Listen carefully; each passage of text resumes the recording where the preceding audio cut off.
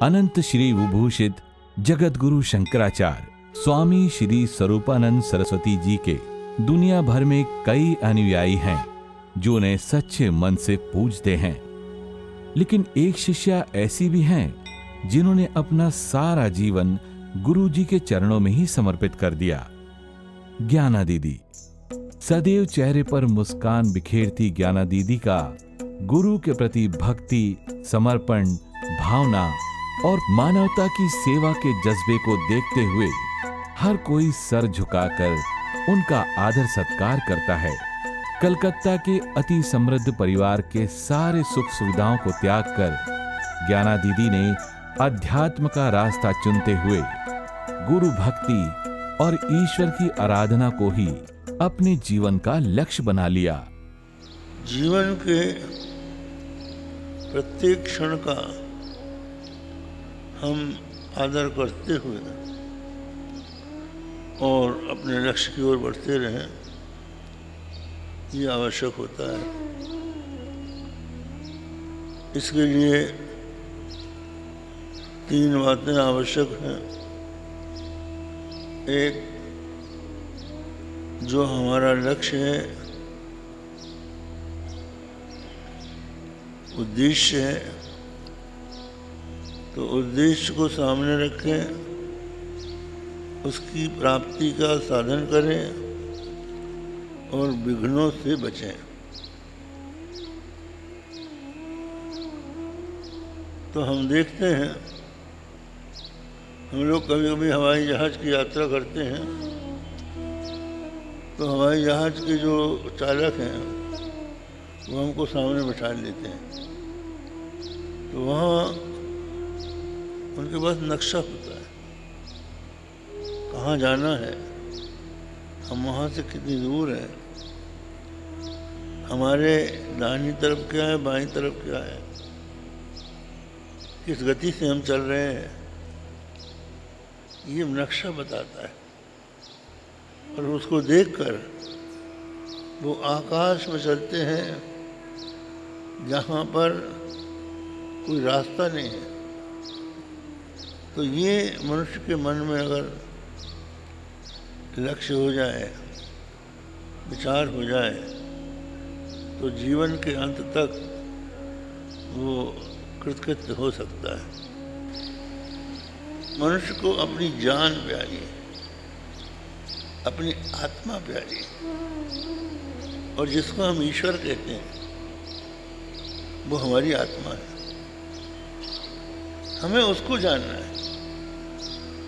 और ये शरीर एक दिन हमको छोड़ना ही पड़ेगा।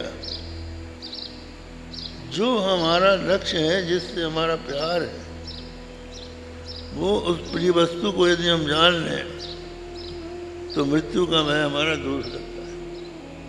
लेकिन शर्त यही है कि हम दूसरों का संग छोड़ दें, आसक्ति छोड़ दें और सत्संग करें, अच्छे लोगों के पास बैठें, अच्छी चर्चा करें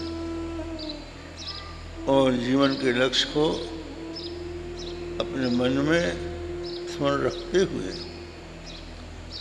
ये ध्यान रखें कि हम अपने लक्ष्य की दिशा के विपरीत तो नहीं जा रहे, ठीक उस ओर हम बढ़ रहे हैं कि नहीं। मध्य प्रदेश के नरसिंहपुर जिले में स्थित झोतेश्वर। कई सालों पहले जब ज्ञाना दीदी यहां गुरु आराधना के लिए आई थीं, तब यहां घनघोर जंगल हुआ करता था। न रास्ता, न बिजली और ना ही रहने की कोई समुचित व्यवस्था। फिर भी जंगली जानवरों की परवाह न करते हुए दीदी पत्तों से बनी झोपड़ी में लालटेन जलाकर रहती थीं। गुरु की कृपा और मार्गदर्शन से परमहंसी गंगा आश्रम और मंदिर बनवाने में सबसे अहम भूमिका रही। दीदी का धार्मिक स्वभाव, उदारता और सभी के लिए आत्मीयता का भाव ऐसा है कि गुरु भाई, गुरु बहनें हो या कोई भक्त, सभी ने दीदी को ममतामयी मां का दर्जा दे दिया। इतने बड़े कलकत्ता महानगर को छोड़कर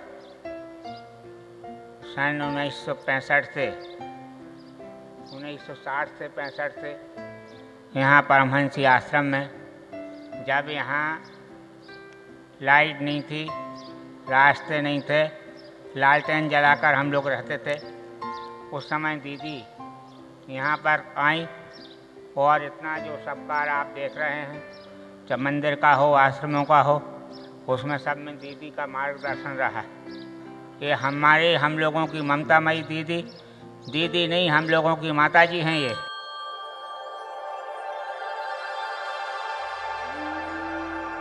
सन 1982 में बना भगवती राज राजेश्वरी मंदिर, जहां हर साल लाखों लोग मां भगवती के दर्शन करने आते हैं। सिर्फ यही मंदिर नहीं, इस आश्रम में जितने भी मंदिर हैं, उन सभी को बनवाने में ज्ञाना दीदी की अहम भूमिका रही है। संस्कृत पाठशाला, वृद्धाश्रम, शंकराचार्य नेत्रालय या हो परमहंसी गंगा आश्रम, इन सब का निर्माण गुरुजी के आशीर्वाद और दीदी के मार्गदर्शन से ही संपन्न हुआ है। जहां ज्ञाना दीदी को गुरु चरणों में भक्ति करने का सौभाग्य मिला, वहीं सभी गुरु भाइयों और बहनों को मिला एक अनुभवी शिक्षक, जिन्होंने सभी को पूजा करने का गुण, काम संपन्न करने का तरीका और जीवन का मूल उद्देश्य समझाया। सालों से दीदी के आशीर्वाद और सहयोग से अभिभूत होकर सभी उनकी दीर्घायु की कामना करते हैं। उन्होंने अपना जीवन गुरुजी की सेवा में, जगत गुरु शंकराचार्य जी महाराज की सेवा में समर्पित किया और उस समय से गुरुजी के साथ हैं। उस समय से गुरुजी की सेवा का लाभ उनको मिल रहा है। जिस समय गुरुदेव भगवान जगत गुरु शंकराचार्य भी नहीं थे, सन्यासी थे, अनेकों चातुर्मास्यों में उन्होंने सेवा की और उपदेश का लाभ भी लिया। फिर गुरुजी ने उनको परमहंसी गंगा आश्रम में रह करके और आश्रम की गतिविधियों पर, निर्माण कार्यों पर, भगवती राजराजेश्वरी त्रिपुर सुंदरी के मंदिर के निर्माण में उन्हें नियुक्त किया। यह उस समय की बात है जिस समय परमहंसी में आवागमन के साधन में बैलगाड़ी थी। पैदल जाना होता था या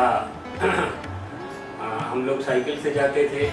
दीदी गोटेगांव से बैलगाड़ी से आया करती थी, कलकत्ता से आकर के गोटेगांव में से ओंकार अग्रवाल जी गोटेगांव निवासी, वो भी सेवक थे गुरु जी के, वो व्यवस्था करते थे और दीदी को परमहंसी गंगा तक बैलगाड़ी से आना होता था।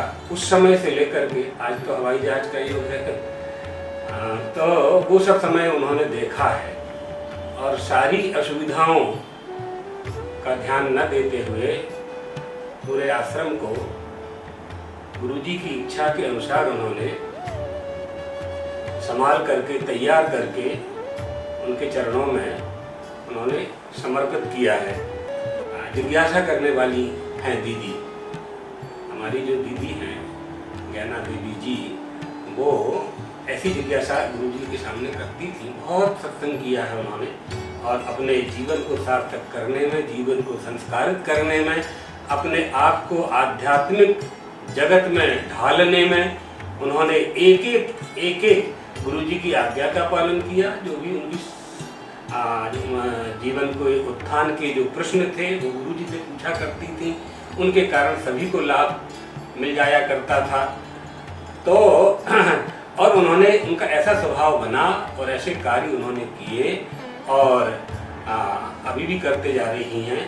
दान में, धर्म में, गुरु सेवा में, गौ सेवा में, भगवती की सेवा में, संस्कृत पाठशाला के निर्माण में, गौशाला के निर्माण में, विशाल मंदिर के निर्माण में, ऐसा कोई क्षेत्र नहीं है जहाँ उन्होंने अपना अमूल्य योगदान प्रदान न किया हो।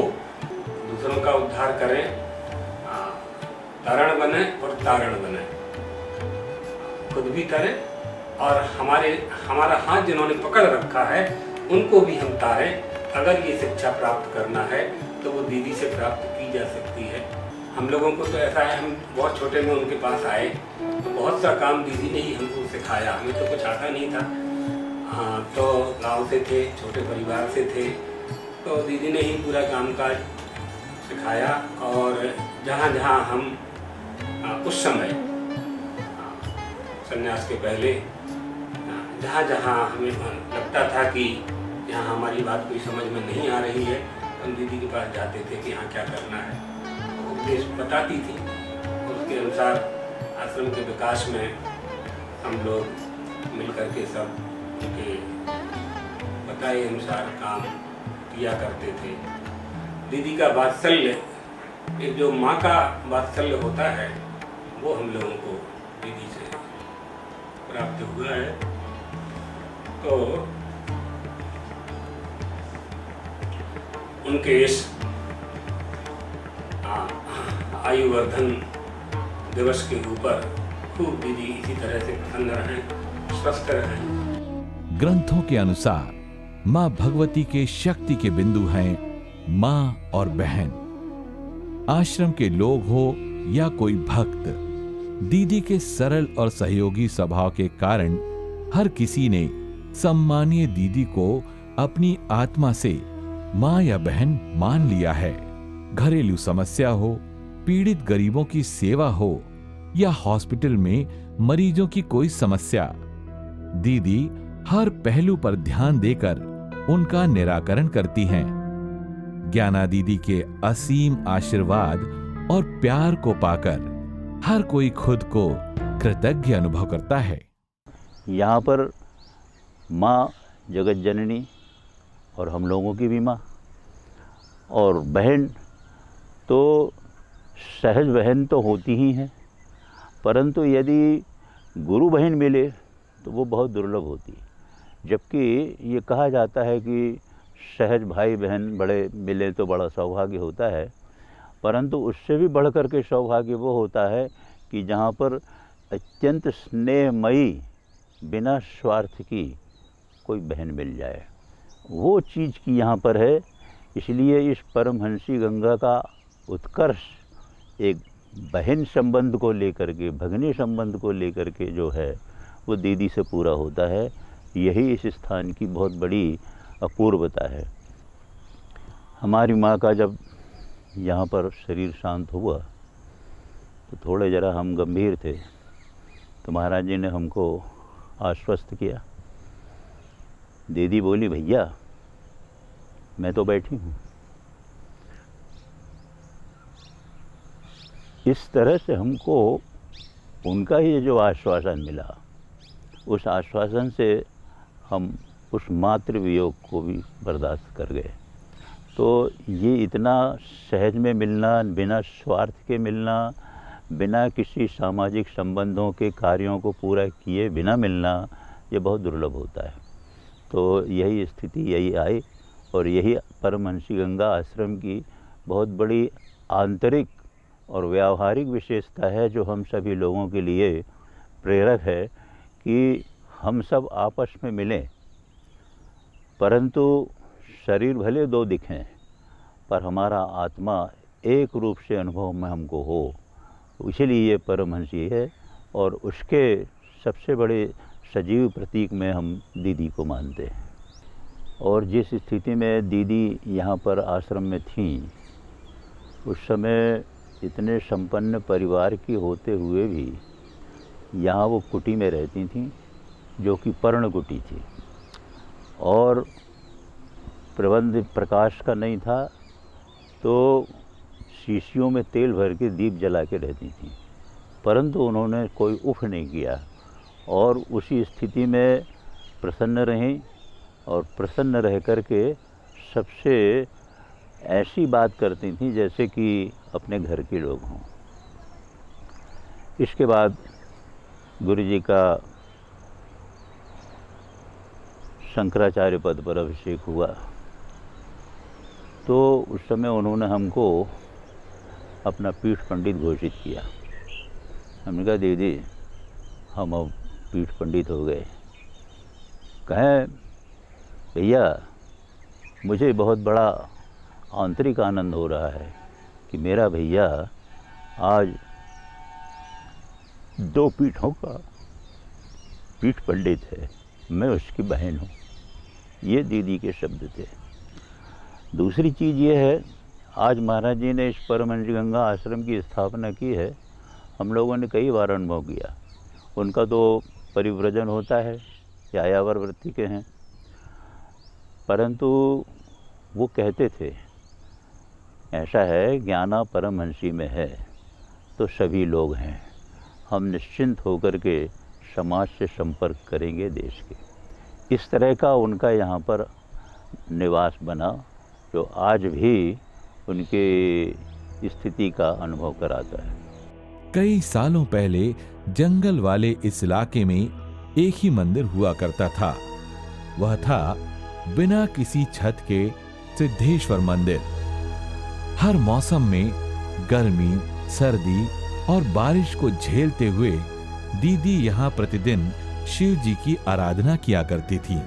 यह दीदी के दृढ़ निश्चय और दूरदर्शिता का ही परिणाम है कि सिद्धेश्वर मंदिर सहित सभी मंदिरों का निर्माण दीदी के मार्गदर्शन में हुआ। यह कहना गलत नहीं होगा कि ज्ञाना दीदी परमहंसी गंगा आश्रम की नींव की पत्थर हैं। आज तो हमारे परमहंसी गंगा में कोई हिंसक जीव जंतु नहीं है, किंतु जब विद्यालय प्रारंभ हुआ और दीदी का यहाँ आना जाना हुआ, उस समय पूरे आश्रम के आसपास हिंसक जीव जंतु रहते थे। मगर दीदी ने अपनी सारी सुख सुविधाएं छोड़ करके यहाँ पर गुरु चरणों में अपने आप को समर्पित करके और यहाँ पर रहीं। एक बार हम और दीदी सिद्धेश्वर मंदिर में अनुष्ठान कर रहे थे। श्रावण का महीना था, उस समय केवल भगवान शंकर जी के ऊपर छाया थी, तो हमने तो छाता लगा लिया। दीदी से कहा कि आप भी छाता लगा लो, तो उन्होंने छाता नहीं लगाया और कहने लगी कि चिंता मत करो, कभी ऐसा समय आएगा कि सब लोग छाया में बैठ कर के भगवान का अभिषेक करेंगे। बैसाख के दिनों में धूप रहती थी, दीदी सिद्धेश्वर में बैठ कर के अभिषेक करती थी, बिल्वपत्र चढ़ाती थी और महाराज श्री की कृपा से और दीदी के अनुरोध से, उनके प्रयास से भगवान सिद्धेश्वर में वहाँ पर छाया हो गई। और भगवान सिद्धेश्वर का जो अनुष्ठान अभिषेक करते हैं आज छाया में करते हैं, किंतु हमको वह दिन याद है जब दीदी बरसात में और धूप में बैठ कर के भगवान सिद्धेश्वर का अभिषेक और अनुष्ठान करती थी। आज भी दीदी का स्नेह सारे आश्रम परिवार के ऊपर है। आज 90वां वर्ष का जन्मदिवस हम दीदी का मना रहे हैं। हम चाहते हैं इसी प्रकार से महाराज श्री की सन्निधि में हम सभी आश्रमवासी 100वां जन्मदिवस दीदी का यहाँ परमहंसी गंगा में मनाएं। दीदी का स्नेह हमारे परमहंसी गंगा से जुड़ा हुआ है और दीदी हमारे परमहंसी गंगा आश्रम की नींव की पत्थर हैं। भगवती जगदम्बा राजराजेश्वरी का जब निर्माण हो रहा था, उस समय दीदी का इतना बड़ा योगदान था। और हम प्रायः देखते हैं बहुत से लोग दान करते हैं या कोई सेवा का कार्य करते हैं, पेपर में निकलवाते हैं, अपना प्रचार प्रसार करवाते हैं, किंतु दीदी ने आज तक अपने किए हुए कार्यों को दान पुण्य की कभी भी, और किसी व्यक्ति ने यदि कुछ कहा तो उसको रोक देती थी और सब गुप्त रूप से उनका सब कार्य चलता था। आज भी उनका स्नेह हर व्यक्ति सोचता है कि दीदी हमारी हैं, चाहे विद्यार्थी हो, ब्राह्मण हो, पंडित हो, कर्मचारी हो, सब लोगों के प्रति दीदी का एक आत्मीय स्नेह है। और इतना भी है कि हमारे आश्रम परिवार में किसी का पारिवारिक संकट यदि होता था तो वो महाराज श्री के पास न जाकर के दीदी के पास जाता था और दीदी अपनी युक्ति से, बुद्धि से उस परिवार में सामंजस्य स्थापित करती थी। ज्ञाना दीदी की मधुर वाणी, आत्मीयता, शिक्षक तुल्य समझाइश को पाकर सभी के हृदय में दीदी का स्थान वंदनीय है और गुरु को ही ईश्वर मानकर अपना जीवन समर्पण करने वाली ज्ञाना दीदी के त्याग, आदर, समर्पण, भक्ति और अध्यात्म को देखकर सभी गुरु भाई उनसे प्रेरणा लेते हैं और यह सहर्ष स्वीकार करते हैं कि अगर कोई गुरु जी की परम शिष्या हैं तो वह हैं ज्ञाना दीदी। इन्होंने गुरु को ही परब्रह्म माना, गुरु साक्षात परब्रह्म, इस वाक्य को चरितार्थ कर दिया। गुरु को ही परब्रह्म परमात्मा मान करके गुरु के प्रति जो समर्पण का आदर्श आदरणीय ज्ञाना दीदी ने दिखाया है वह हम सबके लिए अनुकरणीय है। जन्म देने वाली माता कितना वात्सल्य प्रदान करेगी, कहीं उससे भी अधिक भाव उनके द्वारा हम लोगों ने प्रदर्शित हुआ देखा, उसको उपभोग किया। हम गुरु भाइयों में, हम गुरु बहनों में अगर सर्वश्रेष्ठ गुरु भाई या गुरु बहन गुरु जी का परम शिष्य किसी को निरूपित करना होगा तो प्रसंगवश हम ये कहने में नहीं हिचकिचाएंगे कि ज्ञाना देवी ही महाराज श्री की सबसे बड़ी शिष्य सुशोभित हो रही हैं। पूज्य महाराज श्री के प्रति उनकी अगाध निष्ठा, जगदम्बा राजा राजेश्वरी की उनकी जो अगाध निष्ठा है वो अपने आप में एक महत्वपूर्ण है। हम ये बता देना चाहते कि हम लोग जो जितने भी ब्रह्मचारी हैं उनको बाल्यावस्था से उनका प्रेम स्नेह वात्सल्य मिला और हम लोगों ने तो उनको अपने अभिभावक के रूप में माना है। हर व्यक्ति जब जवान होता है, युवक होता है तो अनेक इच्छाएं मन में अंकुरित होती हैं जिनकी पूर्ति के लिए वह अपना जीवन का विनियोग करता है। तो उन सब महत्वाकांक्षाओं से परे हटते हुए एक ऐसा जीवन जो ईश्वर को समर्पित है, देश को समर्पित है, राष्ट्र को समर्पित है, तो उस जीवन अभियान से जुड़ने के लिए एक प्रेरक व्यक्तित्व की आवश्यकता होती है जिससे हम प्रेरणा ले सकें। तो वह व्यक्तित्व निश्चित ही दीदी का है। उनका जीवन से हमें यही प्रेरणा लेनी चाहिए कि किस प्रकार निष्काम भाव से कर्म करना चाहिए, किस प्रकार धर्म में हमारी निष्ठा बनी रहे, गुरु के प्रति किस प्रकार हमें श्रद्धानत होकर गुरु की आज्ञा का पालन करना चाहिए और गुरु के प्रति समर्पित होना चाहिए। दीदी का पूरा स्नेह हमको अपने छात्र जीवन से प्राप्त होता रहा है। जब हम काशी बनारस चले गए पढ़ने के लिए तब भी दीदी का स्नेह हमको प्राप्त होता रहा। आज भी दीदी का स्नेह हमको प्राप्त हो रहा है। दीदी की गुरु भक्ति भी स्तुत्य है। पूज्यपाद महाराज श्री की उन पर पूर्ण कृपा है। बचपन में उन्होंने जो शिक्षा हम लोगों को दी, अनुशासन सिखाया, आज उसका ये प्रभाव है कि हम लोग माता पिता की सेवा, गुरु की सेवा, आश्रम की सेवा, समाज की सेवा सुचारू रूप से कर पा रहे हैं। समृद्ध परिवार के सारे सुख सुविधाओं को त्याग कर गुरु रूपी ईश्वर की आराधना करते आज दीदी को 55 साल हो गए हैं और उन्हें इस समर्पण में ही आत्मिक शांति मिलती है। ये मेरा शुरू से ही था। मैं बचपन से ही भगवान को बहुत मानती थी और मेरा रुझान इधर ही था ज़्यादा। तो इसलिए जब हमको ये मौका मिला तो हम घर द्वार छोड़ के यहाँ आ गए। और जब हम आए थे यहाँ कुछ नहीं था, घोर जंगल था, गाड़ियाँ भी नहीं चलती थी, मोटरसाइकिल भी नहीं थी। तो हम लोग बैला गाड़ी पर आते थे, बैला गाड़ी से आते थे और बैला गाड़ी से